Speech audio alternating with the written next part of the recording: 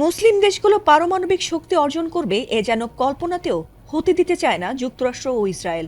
আর তাই পরমাণু শক্তি অর্জন করায় পাকিস্তানকে একদমই সহ্য করতে পারে না তারা। এমনকি ইরানও নাকি গোপনে পারমাণবিক শক্তি বাড়াচ্ছে সেটি ধারণা করে দুশ্চিন্তা রয়েছে শত্রু দেশগুলো। তাই ইরানের পারমাণবিক কেন্দ্রগুলো বরাবরই মাথা ব্যথার কারণ ট্রাম্প নেতানিয়াহু বাহিনীর।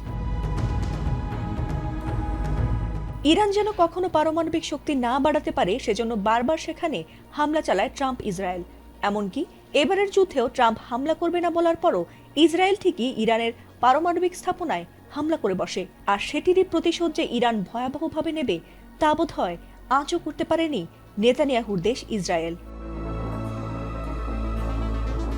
ইরানের নাতাঞ্জ পারমাণবিক স্থাপনায় হামলার কড়া জবাবে এবার ইসরায়েলের দিমোনা পারমাণবিক রিসার্চ সেন্টারে ক্ষেপণাস্ত্র ছুড়েছে ইরানের বিপ্লবী গার্ড বাহিনী। আর তাতে তছনছ হয়ে গেছে সেই অঞ্চল। এমনকি তাতে ইসরায়েলের দক্ষিণাঞ্চলীয় শহর দিমোনা ও আরাদে শতাধিক মানুষ আহত নিহত হয়েছে। আহতদের অনেকের অবস্থা আশঙ্কাজনক। ভয়াবহ এই হামলার পর আক্রান্ত এলাকায় জরুরি অবস্থা জারি করা হয়েছে বলে এক প্রতিবেদনে জানিয়েছে আল জাজিরা। ইরানের বিপ্লবী গার্ড বাহিনী আইআরজিসি অবশ্য দাবি করেছে এই হামলায় ইসরায়েলের 2 শতাধিক মানুষের প্রাণহানি হয়েছে। তবে ইসরায়েলের পক্ষ থেকে কারোর নিহতের খবর নিশ্চিত করা হয়নি। যদিও ইসরায়েলের সামরিক বাহিনী আইডিএফ এর এক মুখপাত্র জানান, হামলার সময় দেশটির আকাশ প্রতিরক্ষা ব্যবস্থা সক্রিয় থাকলেও দিমোনা ও আরাদে এলাকায় তা ঠিকঠাকভাবে কাজ করেনি। ফলে শত শত কেজি ওজনের ওয়ারহেড যুক্ত 2টি ব্যালিস্টিক ক্ষেপণাস্ত্র সরাসরি আঘাত এনেছে।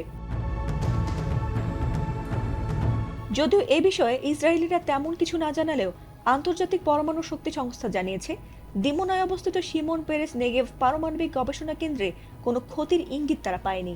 সেই এলাকায় অস্বাভাবিক বিকিরণের মাত্রাও শনাক্ত করা হয়নি। এছাড়াও বিষয়টি তারা নিবিড়ভাবে পর্যবেক্ষণ করছে বলে জানিয়েছে সংস্থাটি। ফাতিমা সুলতানা, এটিএন বাংলা।